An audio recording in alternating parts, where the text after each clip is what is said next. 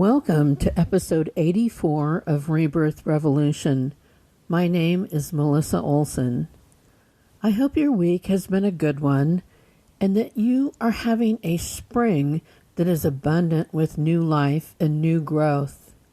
It always amazes me how the landscape can go from stark and snowy and serene to a jumble of colors and sounds seemingly overnight. It is such a good reminder that the seasons represent all of our experiences. Everything really does have a season, and nothing is ever going to stay as it is forever. Sometimes that feels like good news, and others it feels a little painful letting go. But the flow of life continues without assistance from us.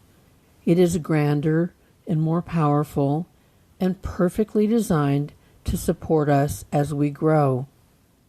Speaking of growth, let's get back into the subject of the relationships between men and women and talk about what that means for our growth. Last week we talked about the rebirth in the dynamics between women and men.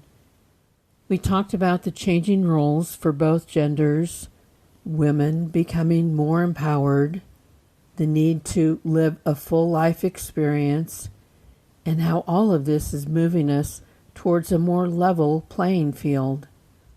All of these factors have challenged the concept of marriage as it was originally conceived. The first recorded marriage was in 2350 BC in Mesopotamia.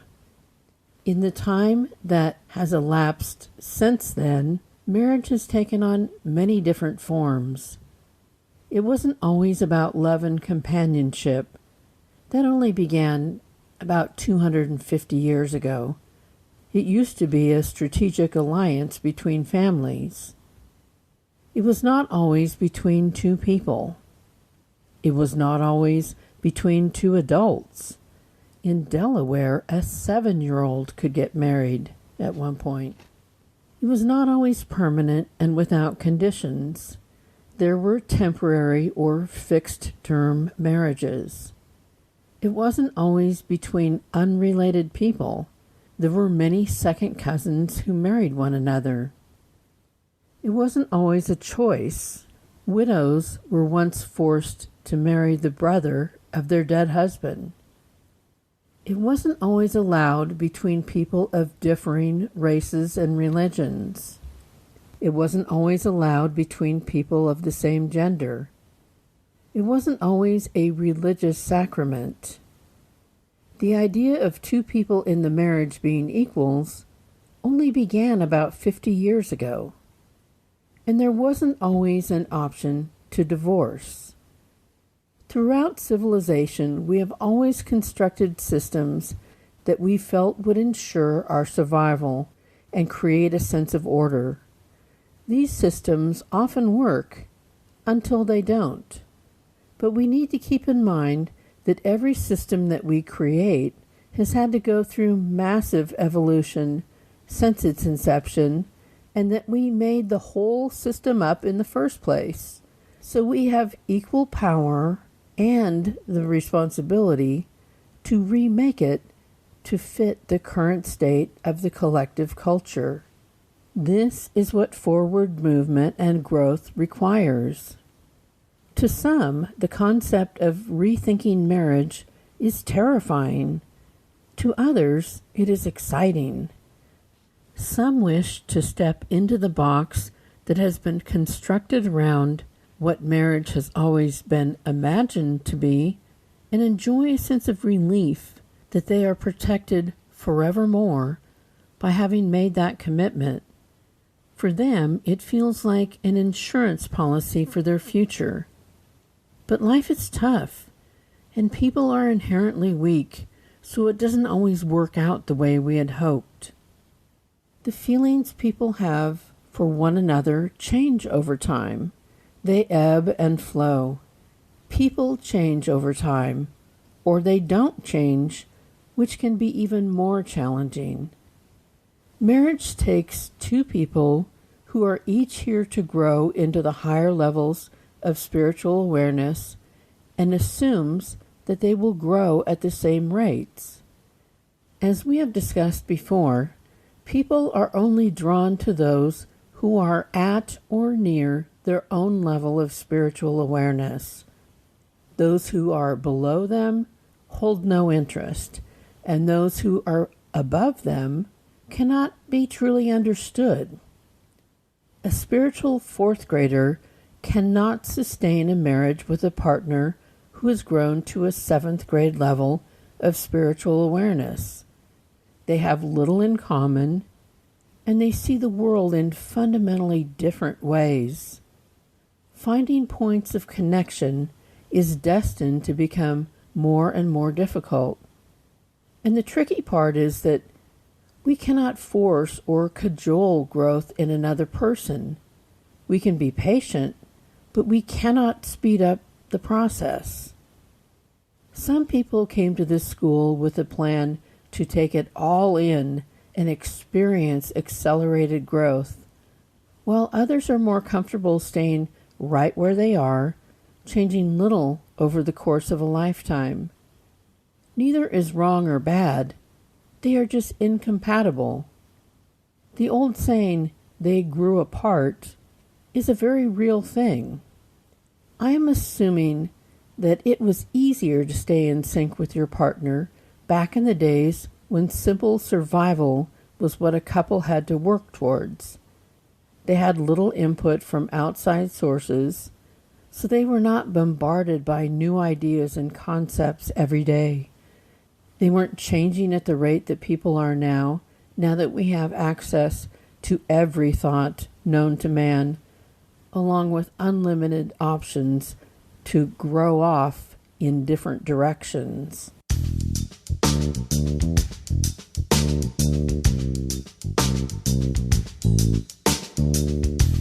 Let me throw another wrench in the works.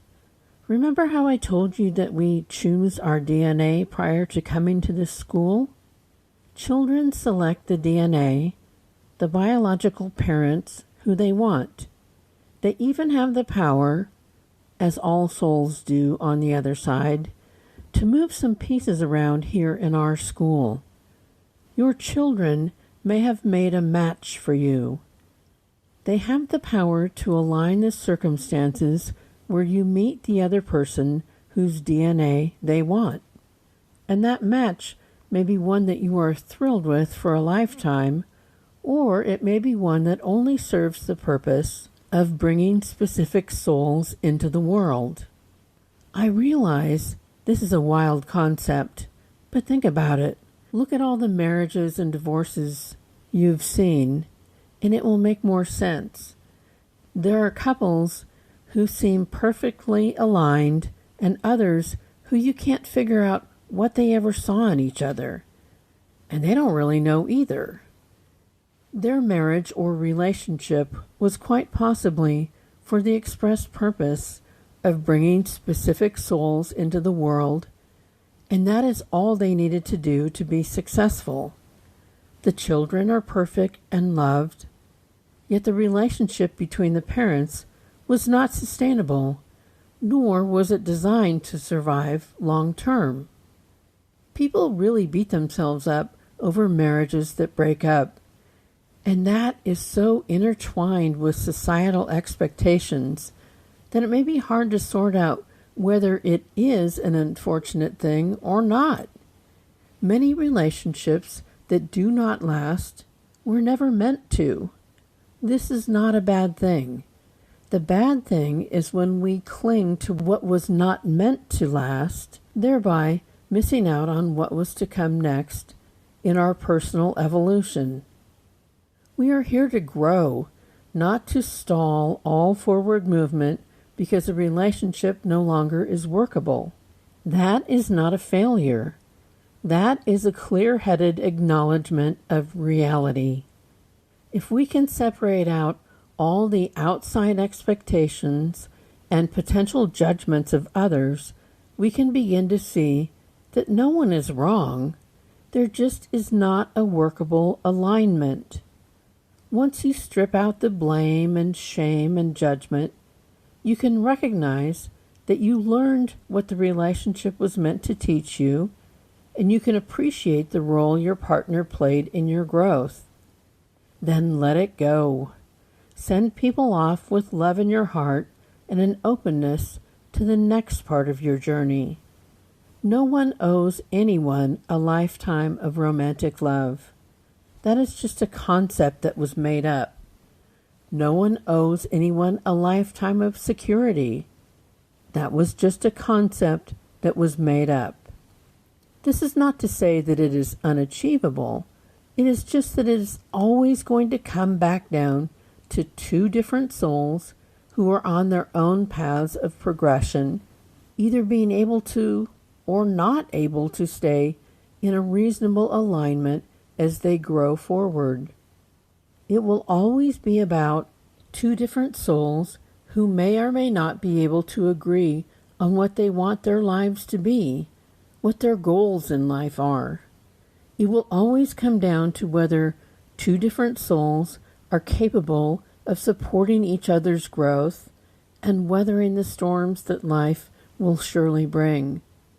But you aren't going to read that on a Hallmark card. You are going to hear the recycled fairy tales about two souls becoming one and other made-up concepts that don't hold up to the light of day, let alone the stresses of partnership. The damage we do to ourselves when we try to live up to concepts that were never true or are no longer true is heartbreaking. You don't need to be married or in a romantic relationship to be a whole person.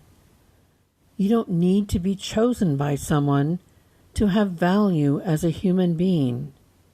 You don't need to have someone romantically in love with you for your life to be meaningful. You don't need to stay together until death do you part to have a successful relationship. Yet we judge ourselves by these concepts that are totally made up. And others may judge the ending of a relationship as being tragic, even though the partnership was soul-crushing to one or both of the participants. The exciting thing about the Rebirth Revolution is that we are in a phase where we get to question it all and remake what is no longer working. The original concepts of marriage have changed so radically over the span of history, yet we cling to some of the old concepts. Maybe it's time to pull back and rethink what works specifically for you. And if you are in a relationship, maybe it's time to rethink what is workable for both of you. It doesn't matter what your relationship looks like. It only matters that you are in alignment about how your relationship works, and that you are there to support one another in the work you have each come here to do.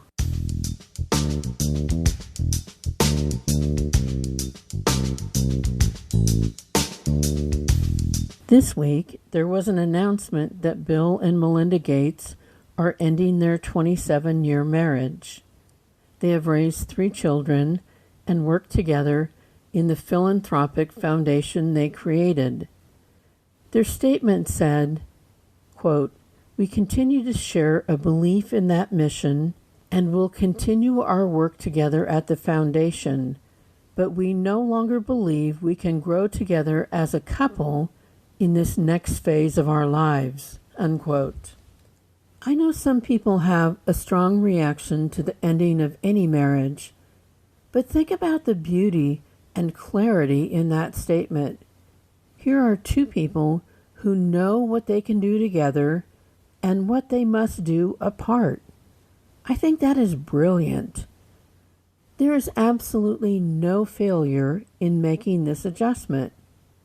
I look forward to seeing how they are able to stick with their vision and clear objective without the lawyers and others who have no real investment in the relationship, turning it into something ugly. It is not a foregone conclusion that every relationship that takes another form must be accompanied by anger and recriminations. Those are personal choices. We always have the ability to walk away from a situation with wisdom and grace. We can keep our honesty, integrity, and empathy intact while ending a lesson that has been completed. The debilitating emotions that endings can bring up were rooted in a fairy tale. They were an investment in something that was never real to begin with.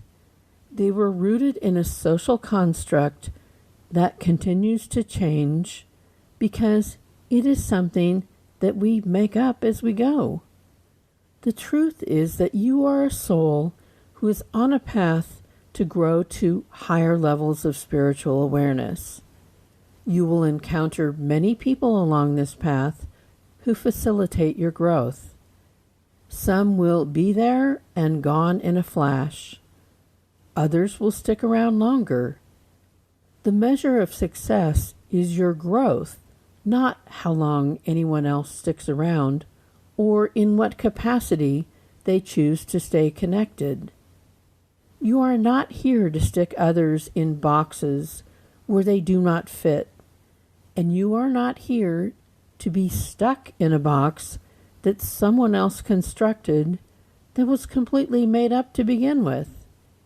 You are here to experience and understand that love is not possession, and possession is not love. Love is about wanting the greatest growth for all people concerned, no matter what that means. It's about understanding that you don't get to decide for anyone else what their growth looks like, or whether you're ready or not for the changes that may mean in your life. It's about moving closer to feeling love and compassion for yourself and others. None of us are all the way there yet, but let's keep it in our sights.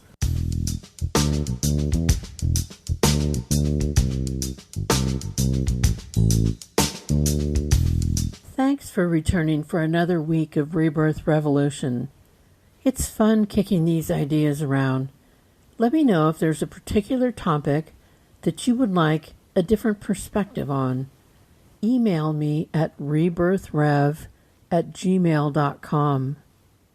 This podcast can be found everywhere podcasts exist, as well as on YouTube. If you can like, follow, and comment on Apple Podcasts, more people will find us. Full episodes also play on our Facebook page. Please follow us on Twitter, Instagram, and Facebook. Until next week, understand and embrace that you are enough. Understand and embrace that everyone else is, too. Get vaccinated if you can. It's a glorious feeling. And wear your mask when it's appropriate. Remember, you are loved exactly as much as every other person on the planet. Not 1 ounce more or 1 ounce less. Stay strong and safe and open to new horizons.